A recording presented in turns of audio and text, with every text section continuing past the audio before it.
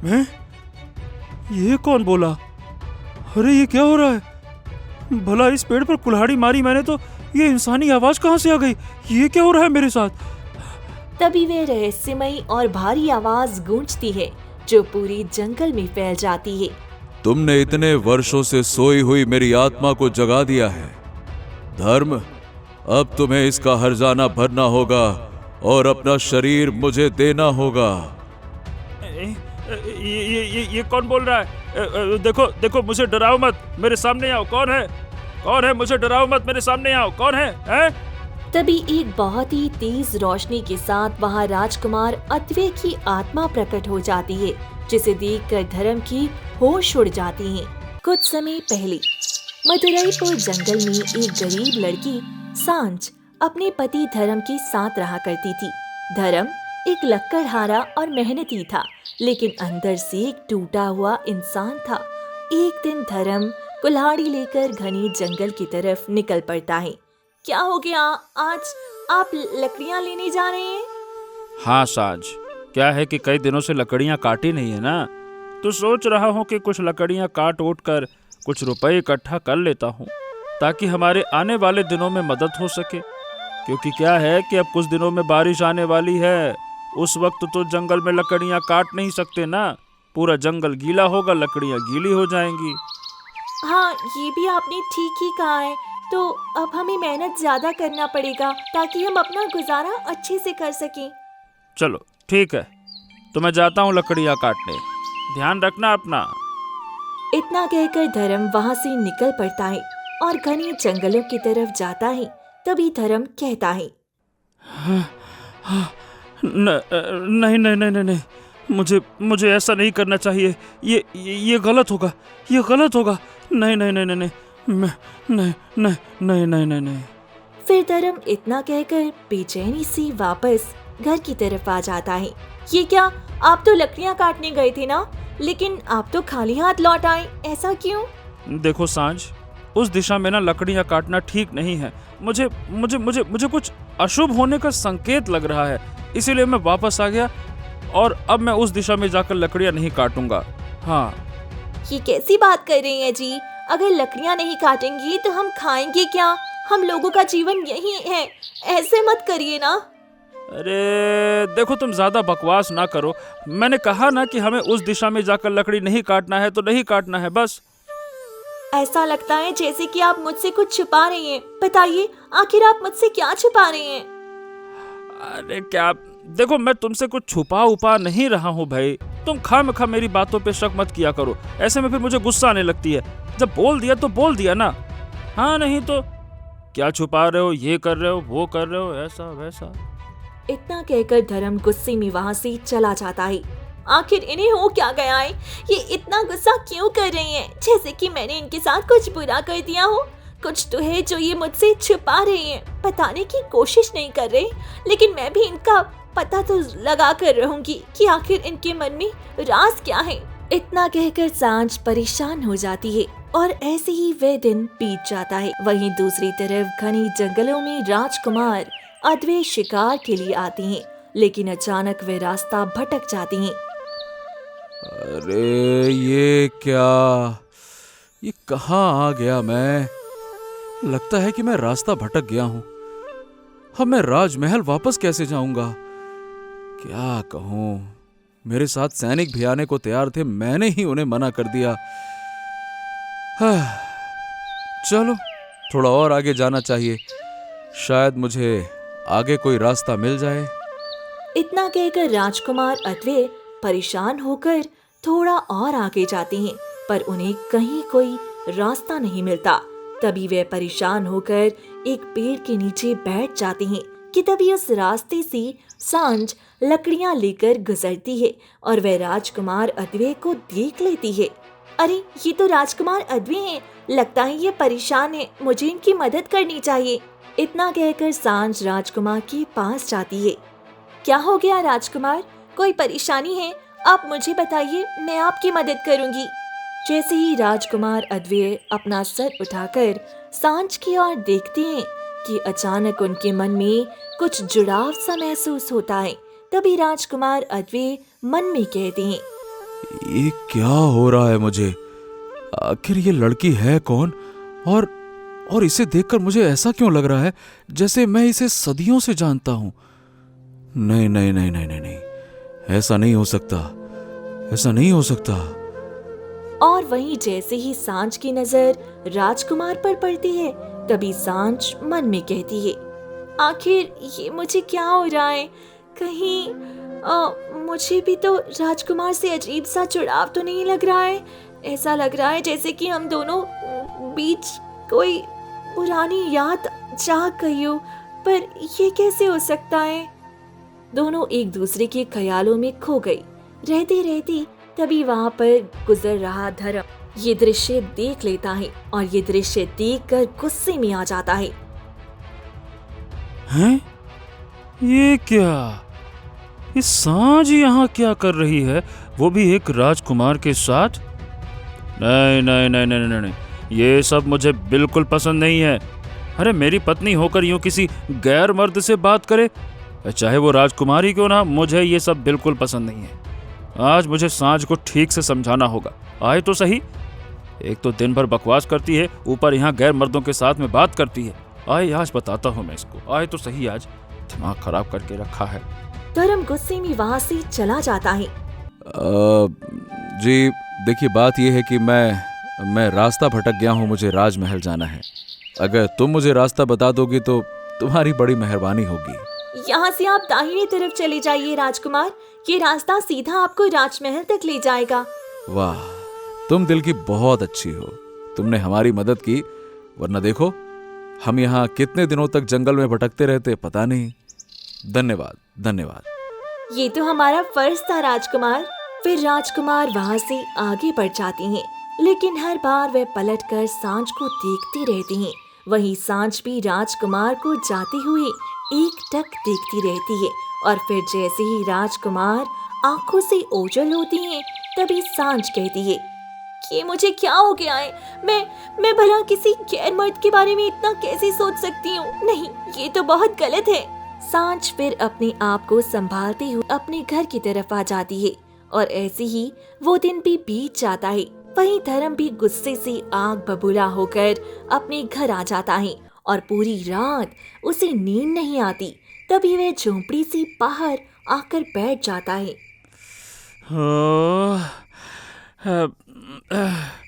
ये मुझे हो क्या गया है? उस राजकुमार का ख्याल मेरे मन से जा क्यों नहीं रहा है?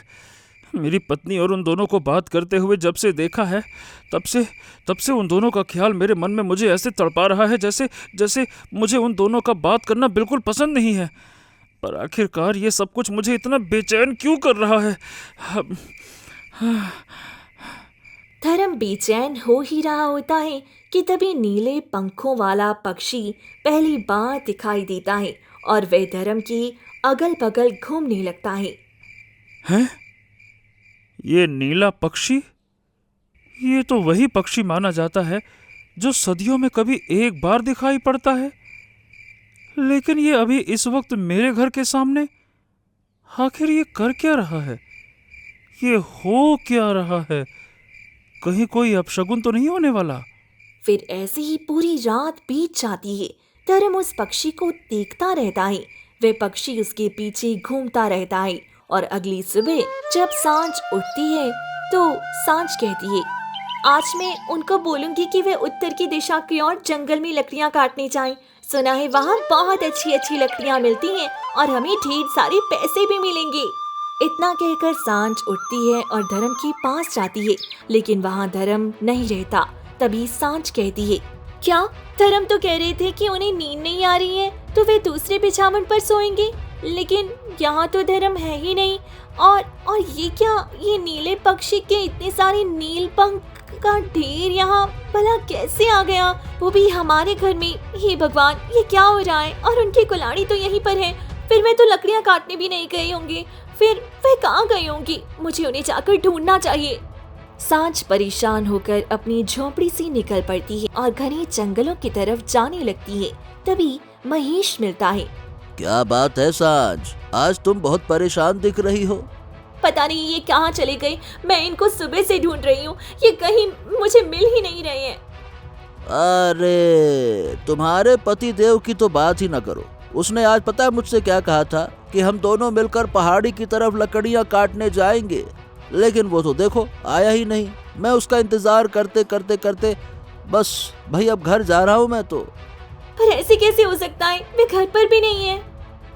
अरे जाकर देखो, कहीं वो लकड़ियां काटने चला गया होगा। बड़ा अजीब है वो, ना किसी से ज्यादा बोलता है, बस अपने ही ख्यालों में खोया रहता है, ना कुछ मन की बात कहता है। गजब है। उसे तो मैंने एक तालाब में देखा था, वो घंटों वहीं पर जाकर बस देखता रहता था ऐसे टकटकी लगाकर। शायद जाकर देखो, कहीं वो इस तालाब के किनारे तो नहीं बैठा हुआ है। एक बार वहां भी देख लो। ठीक है, अभी जाकर देखती हूँ। फिर सांझ वहाँ से भागकर तालाब के पास जाती है, जहाँ एक लकड़ी का गट्ठर कटा हुआ रखा होता है, जिसे देखते ही सांझ के पैरों तले जमीन खिसक जाती है। ये लकड़ी का गट्ठर इस तालाब के किनारे क्या कर रहा है? कहीं धर्म यहाँ आया तो नहीं था ना? कहीं उसने ये लकड़ी काटकर यहाँ इकट्ठा तो नहीं की है ना? हो सकता है, पर वे जा कहाँ सकते हैं? मुझे कहीं दिखाई क्यों नहीं दे रहे हैं? सांझ परेशान होकर पूरी जगह तलाश करती है और उसका दिल किसी अनहोनी की आशंका से तेजी से धड़कने लगता है। हे भगवान, पता नहीं वे कहाँ चले गए। मैं अभी ढूंढती हूँ, शायद वे कहीं आसपास ही हो। सांझ सब जगह ढूंढ लेती है, पर उसे धर्म कहीं नहीं मिलता। तो वे थक हार कर अपनी झोपड़ी के पास आती है कि वहीं आसमान में फिर से वह नीला पक्षी घूमने लगता है, जिसे देखते ही सांझ परेशान हो जाती है। ये क्या?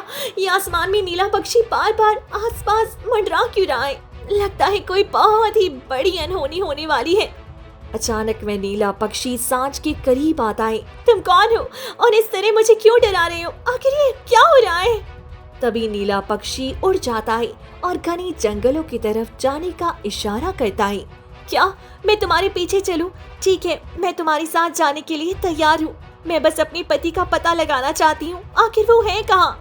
फिर नीला पक्षी आगे बढ़ जाता है और सांझ उसके पीछे पीछे निकल पड़ती है और उसे जंगल की गहराई में नीला पक्षी लेकर चला जाता है। वहीं दूसरी तरफ राजकुमार अथवे अपने कक्ष में बैठी हुई थी। तभी अचानक उन्हें एक रहस्यमयी आवाज सुनाई देती है। बचाओ बचाओ, राजकुमार मुझे बचाओ, मैं सांझ का पति हूँ, वही लड़की जिससे तुम जंगल में बात कर रहे थे। बचाओ राजकुमार, मुझे बचाओ। हाँ? नहीं नहीं नहीं नहीं नहीं, ये क्या हो रहा है? आखिर ये दिन दहाड़े ये कैसी आवाज है? सांझ का पति? क्या मतलब? ओह, फिर तो मुझे उसे बचाना होगा। उस लड़की ने मेरी मदद की है और उसकी वजह से ही आज मैं राजमहल में सही सलामत हूं। यानी कि उसका पति खतरे में है और वो मुझे पुकार रहा है। पर ऐसा कैसे हो सकता है कि उसकी आवाज भला मेरे कानों में क्यों गूंज रही है? खैर, जो भी हो, अभी तो मुझे उसके पास जाना ही होगा। हाँ। फिर राजकुमार अथवी वहाँ से भागते हैं और बेचैनी से भागते हुए घने जंगलों की तरफ जाते हैं। तभी सांझ रास्ते में मिल जाती है। राजकुमार, आप यहाँ? सब ठीक तो है ना? सांझ, मुझे तुम्हारे पति की आवाज सुनाई दी और वो मुझसे मदद मांग रहा था और उसने बताया कि वो तुम्हारा पति है और तुम्हें उसे ढूंढना चाहिए। मैं उन्हीं को तो ढूंढ रही हूँ, कई जगह ढूंढकर थक गई हूँ, पर वे कहीं नहीं मिले हैं। क्या नहीं मिले? तो अब हम क्या करें? चलो हम दोनों मिलकर ढूंढते हैं, तब शायद हमें तुम्हारा पति मिल जाए। चलो आओ। हाँ राजकुमार, ये आप ठीक कहते हैं, लेकिन एक राजकुमार होकर मेरे साथ चलना अच्छी बात नहीं। अगर किसी ने देख लिया तो खामखा बात बढ़ जाएगा। देखो सांझ, तुमने उस दिन हमारी मदद की थी, तो तुम्हारी मदद करना मेरा फर्ज बनता है और किसी के कहने या ना कहने से कोई फर्क नहीं पड़ता। समझ गई? चलो आओ हम चलते हैं, आ जाओ। फिर दोनों वहाँ से निकल पड़ती हैं और कई घंटे तक धर्म को ढूंढती रहती हैं। फिर कई घंटे चलने के बाद अचानक सांझ को बुरी तरह से चक्कर आ जाता है। हाँ। अरे अरे, आराम से आराम से आराम से। लगता है तुम्हें बहुत प्यास लगी है, इसीलिए तुम चल नहीं पा रही हो। रुको, मैं अभी तुम्हारे लिए पानी लेकर आता हूँ। रुको रुको रुको। इतना कहकर राजकुमार अथवे भाग कर जाते हैं और तालाब से पानी लाकर सांझ को पिलाते हैं। तभी सांझ को होश आता है। सच में अगर राजकुमार आप ना होते तो पता नहीं मेरे साथ क्या होता। मैंने कभी नहीं सोचा था कि एक राजकुमार हमारी इतनी मदद करेगा। हाँ, एक बात कहूँ सांझ, पता नहीं मुझे क्या हो गया है, लेकिन मुझे भी एक अजीब सा जुड़ाव लग रहा है तुमसे, जैसे कि मैं तुम्हें पहले से जानता हूँ। अरे ये तो राजकुमार को भी वही लग रहा है जो मुझे लग रहा है। अगर मैंने ये सब कहा तो ये गलत होगा, क्योंकि मेरी तो शादी हो रखी है। मुझे अपने आप को ये सब कहने से रोकना ही होगा। राजकुमार, बहुत वक्त हो रहा है, हमें अब चलना चाहिए। आगे हमें और भी कई जगह तलाश करना है। कहीं मैं जंगल की तलाश में और घने जंगलों में ना चले गए हो, और कहीं मैं रास्ता भटक गए होंगे, इसीलिए घर तक नहीं जा पा रहे होंगे। हाँ हाँ हाँ हाँ, क्यों नहीं, आओ चलते हैं, आ जाओ आ जाओ। दोनों वहां से निकल पड़ते हैं और ऐसे ही 1-2 दिन बीत जाते हैं और धीरे धीरे राजकुमार अथवे के मन में सांझ के लिए प्रेम पनपने लगता है और दोनों के बीच एक अजीब सा रिश्ता बन जाता है। हाँ, देखो सांझ, हम तुम्हारे पति को कई दिनों से ढूंढ तो रहे हैं, पर हमें अब कोई सुराग मिल नहीं रहा है। क्या करें, कहाँ ढूंढें, समझ नहीं आता। मैं भी बहुत परेशान हूँ, पता नहीं क्या हो रहा है। आखिर वो ठीक तो होंगे ना? मुझे बहुत बुरे बुरे ख्याल आ रहे हैं मन में। खैर, चिंता मत करो, हम लोग किसी न किसी तरह से तुम्हारे पति को जरूर ढूंढ लेंगे, और कुछ भी हो जाए हम खाली हाथ तो वापस नहीं जाएंगे। चलो आओ। कि तभी वह नीला पक्षी फिर उनके सामने आ जाता है और उन्हें आगे चलने के लिए इशारा करता है। अरे ये तो कोई साधारण नीला पक्षी नहीं है, ये तो वही है जो सदियों में एक बार दिखता है। हाँ, इसी के तो पीछे मैं ढूंढते ढूंढते उन्हें घने जंगलों में आई थी, और ये शायद मुझे और कहीं जाने का इशारा कर रहा है। तो फिर हमें इसके पीछे जाना चाहिए, शायद हमें कोई सुराग मिल जाए। हाँ ठीक है, चलिए चलते हैं। फिर सांझ और राजकुमार अथवे उस नीले पक्षी के पीछे चल देती हैं और थोड़ी देर में नीला पक्षी उन्हें एक बहुत पुराने सूखे काले पेड़ तक ले जाता है। ये भला कैसा अजीब सा पेड़ है, और ये पक्षी हमें यहाँ लेकर क्यों आया है? मुझे भी कुछ अजीब सा महसूस हो रहा है। कि तभी उस पेड़ पर एक अजीब सा निशान दिखता है, जैसे कि कोई अंदर से बाहर निकलने की कोशिश कर रहा हो। ये देखो राजकुमार, ये निशान ऐसा लग रहा है जैसे किसी ने अंदर से इस पेड़ को काटा हो और बाहर निकलने की कोशिश की हो। ये कैसे हो सकता है? आखिर कोई इसके अंदर कैसे हो सकता है और बाहर कैसे निकल सकता है? ये क्या बात है? सांझ भी परेशान होकर जैसे ही उस पेड़ को छूती है, अचानक उसकी आंखों के सामने एक पुराना मंजर घूमने लगता है। फ्लैशबैक। सालों पहले लकड़हारा धर्म एक बहुत ही नेक और ईमानदार इंसान था और वह सांझ से बहुत प्रेम करता था। एक दिन दोनों तालाब के किनारे बैठकर प्रेम भरी बातें कर रही होती हैं। देखो धर्म, अब हम और इंतजार नहीं करते हैं, तुमसे बहुत प्रेम करती हूँ मैं, और क्यों ना हम दोनों जल्दी शादी कर लें? हाँ, तुम बिल्कुल ठीक कहती हो सांझ। इसीलिए मैंने भी सोचा है कि कुछ दिन और लकड़ियाँ काट लेता हूँ, उसके बाद हम दोनों शादी करके अपना अच्छा जीवन जिएंगे, है ना? है ना? आ। ये तो अच्छा है। चलो अब मैं भी घर चलती हूँ, बहुत लेट हो गया है। अरे थोड़ी देर हुई नहीं कि घर जाना है, देर हो रही है। तुम भी ना। चलो ठीक है, जाओ, लेकिन ध्यान रखना, बहुत जल्द मैं तुम्हें अपनी पत्नी बनाकर अपने घर ले जाऊंगा। तब तुम नहीं कहोगी घर जाना है। तब तक हमारे बच्चों का अच्छे से ध्यान रखना। सांझ वहाँ से चली जाती है। चलो, अब तो 1 से 2 होने वाले हैं। अब जल्दी जल्दी मेहनत करता हूँ, फिर ढेर सारी लकड़ियाँ काटूंगा, तभी तो शादी करके सांझ को खुश रख पाऊंगा। चलो। इतना कहकर धर्म कुल्हाड़ी लेकर घने जंगलों की तरफ चला जाता है और लकड़ियों की तलाश करते करते एक बहुत ही बड़ी सूखे पेड़ के पास पहुंच जाता है। हाँ, अरे ये तो नीचे से ऊपर तक सूखा हुआ पेड़ है। चलो, इसको ही काट कर इसकी सारी लकड़ियों को बेच दूंगा, इससे तो मुझे ढेर सारे पैसे मिल जाएंगे और शायद मेरी शादी के खर्च भी पूरे हो जाएंगे। चलो, ऊपर वाले की भी मर्जी है कि अब मैं जल्दी से जल्दी शादी कर दूं, तभी तो बढ़िया सूखा हुआ पेड़ मिल गया। धर्म मुस्कुराते हुए सूखे पेड़ को काटने लगता है। अचानक एक पेड़ के काटते हुए वहाँ किसी की बहुत जोर से चीखने की आवाज आती है, जिसे सुनकर धर्म पूरी तरह घबरा जाता है। आ! आ! मैं? ये कौन बोला? अरे ये क्या हो रहा है? भला इस पेड़ पर कुल्हाड़ी मारी मैंने तो ये इंसानी आवाज कहाँ से आ गई? ये क्या हो रहा है मेरे साथ? तभी वह रहस्यमयी और भारी आवाज गूंजती है जो पूरी जंगल में फैल जाती है। तुमने इतने वर्षों से सोई हुई मेरी आत्मा को जगा दिया है। धर्म, अब तुम्हें इसका हर्जाना भरना होगा और अपना शरीर मुझे देना होगा। ये कौन बोल रहा है? देखो देखो, मुझे डराओ मत, मेरे सामने आओ। कौन है? कौन है? मुझे डराओ मत, मेरे सामने आओ। कौन है? हैं? तभी एक बहुत ही तेज रोशनी के साथ वहाँ राजकुमार अत्वे की आत्मा प्रकट हो जाती है, जिसे देखकर धर्म की होश उड़ जाती है। ये क्या? तुम तो कोई राजकुमार लग रहे हो, लेकिन एक आत्मा के रूप में तुम्हारा शरीर कहाँ है? हाँ, क्योंकि मैं एक श्राप की वजह से इस पेड़ में कैद था और मेरा कोई भी शरीर नहीं बचा जिससे मैं अपने राज्य वापस लौट सकूं। लेकिन अब तुमने मुझे इस श्राप से जगाया है और अब तुम्हारा ही शरीर मेरा होगा और मैं तुम्हारे इस शरीर के साथ फिर से एक राजकुमार का जीवन जीऊंगा। क्या? नहीं नहीं नहीं नहीं नहीं नहीं, मैं तुम्हें अपना शरीर नहीं दूंगा। मैं अपनी प्रेमिका सांझ से बहुत प्रेम करता हूँ और हम दोनों अब खुशी पूर्वक अपना जीवन जीने वाले हैं, शादी करने वाले हैं। क्या बात करते हो? मैं तुम्हें अपना शरीर किसी भी कीमत पर नहीं दे सकता। हाँ।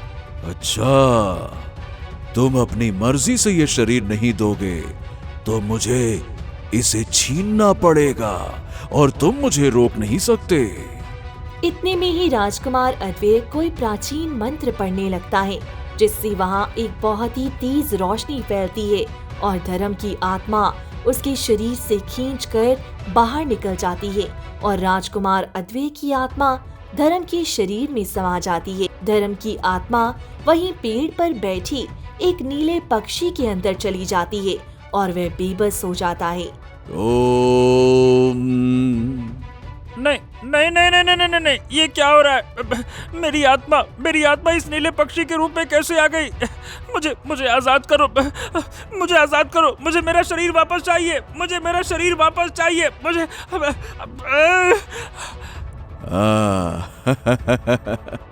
अब तुम्हें ये शरीर कभी नहीं मिलेगा और अब ये मेरी अमानत है। मैं इसके साथ अपना राजसी जीवन जीऊंगा।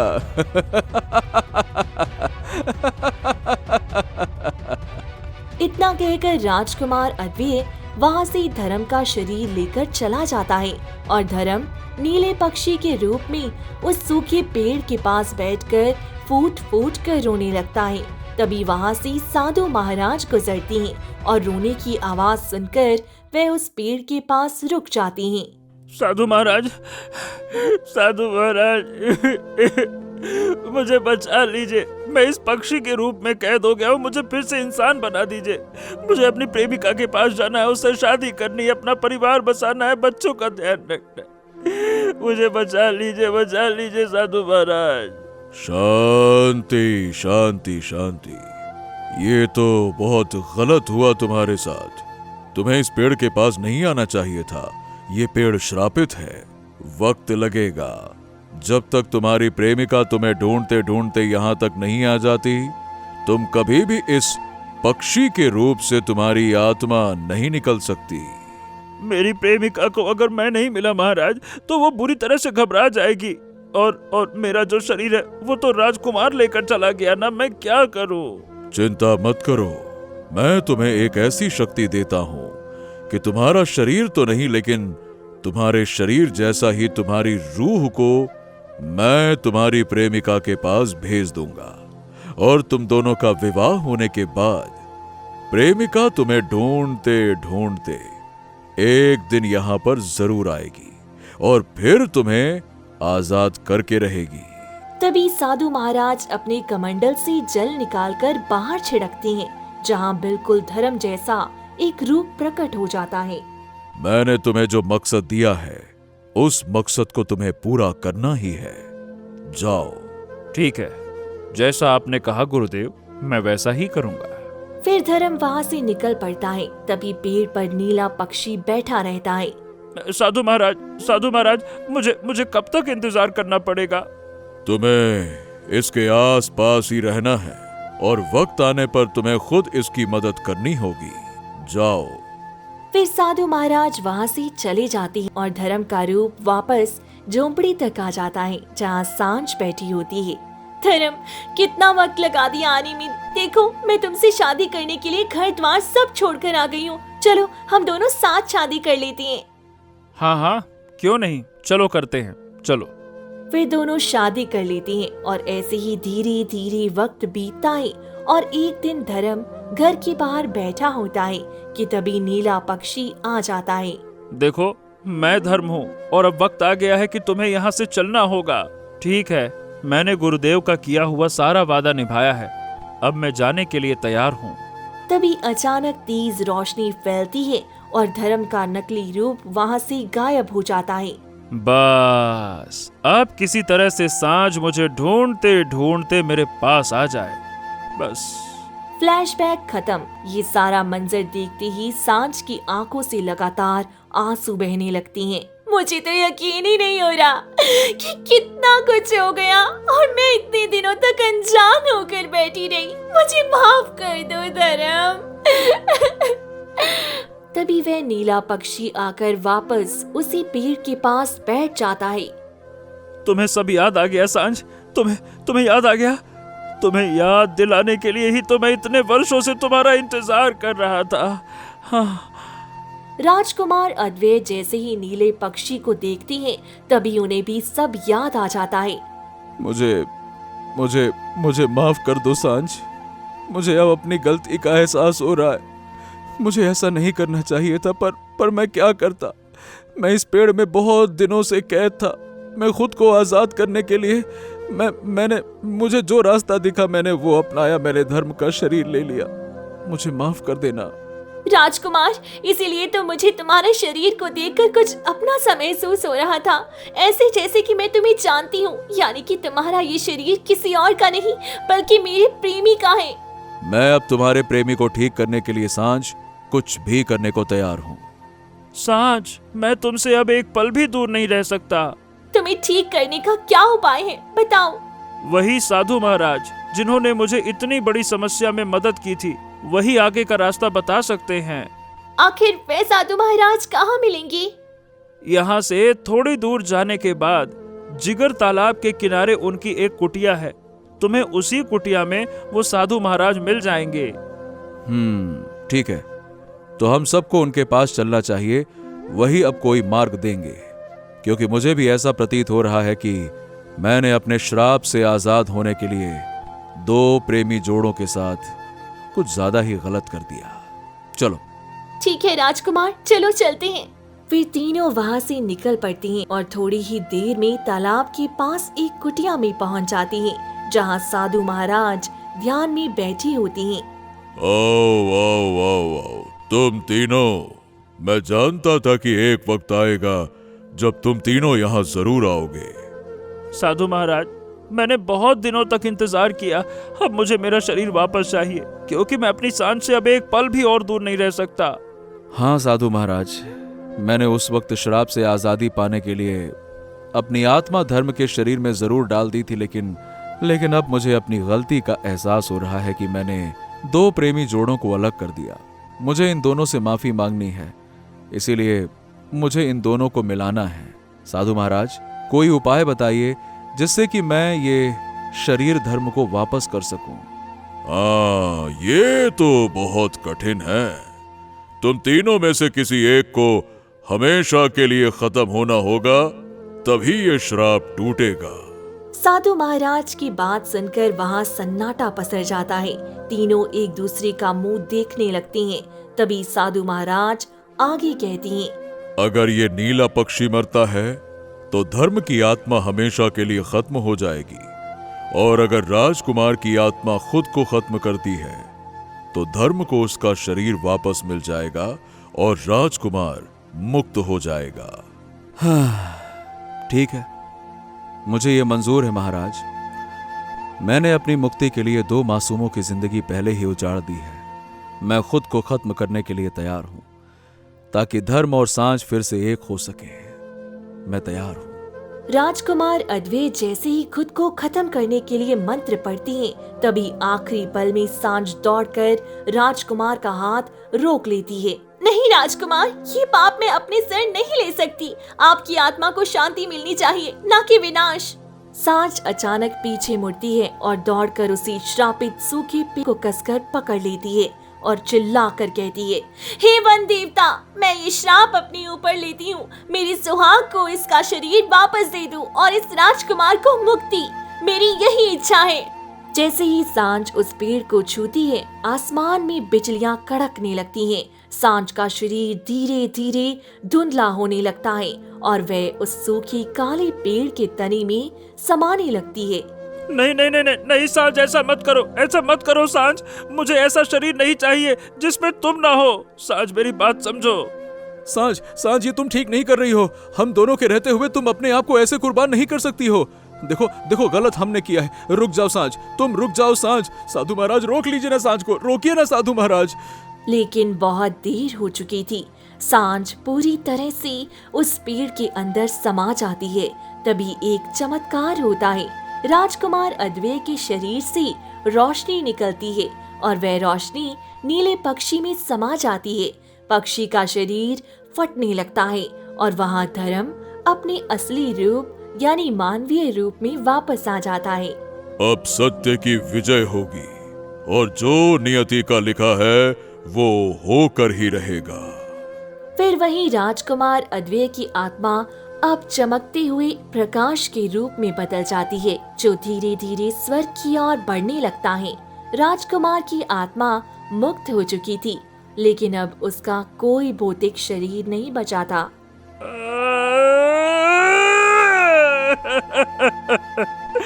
सांझ, ये तुमने क्या कर लिया? मुझे वापस लाने के लिए खुद को कैद कर लिया। वापस आ जाओ सांझ, वापस आ जाओ। तुम्हारे बिना मैं नहीं रह सकता। हे भगवान, ये कैसा जीवन दिया है मुझे जीवन तो दे दिया मैं, लेकिन मेरी प्रेमिका को छीन लिया। वापस आओ, वापस आओ, वापस आओ, वापस आओ, आओ, वापस आओ। धर्म पागलों की तरह उस सूखे पेड़ को पीटने लगता है और रोने लगता है। तभी साधु महाराज उसके पास आती हैं और उसके कंधे पर हाथ रखती हैं। बस बस बस बस बस धर्म, रोने से कुछ नहीं होगा। सांझ ने प्रेम की सबसे बड़ी मिसाल दी है। उसने खुद को इस पेड़ में कैद करके तुम दोनों को इस पाप से बचा लिया। अब यही उसका घर है और यही उसका वजूद। महाराज, क्या कोई और रास्ता नहीं है कि मैं उसे वापस पा सकूं? मैं उसके बिना नहीं रह सकता, नहीं रह सकता, नहीं रह... बच्चे, सच्चा प्रेम कभी खत्म नहीं होता। धर्म, तुम इसी पेड़ की सेवा करो। जब तक ये पेड़ हरा भरा रहेगा, सांझ की रूह तुम्हारे आस पास ही रहेगी। अब मेरा वक्त हो गया है। तथास्तु। साधु महाराज इतना कहकर वहाँ से ओझल हो जाते हैं। धर्म उसी सूखे और डरावने पेड़ के पास जमीन पर बैठा हुआ है। वह अपनी आंखों की आंसुओं से उस पेड़ की जड़ों को सींच रहा था।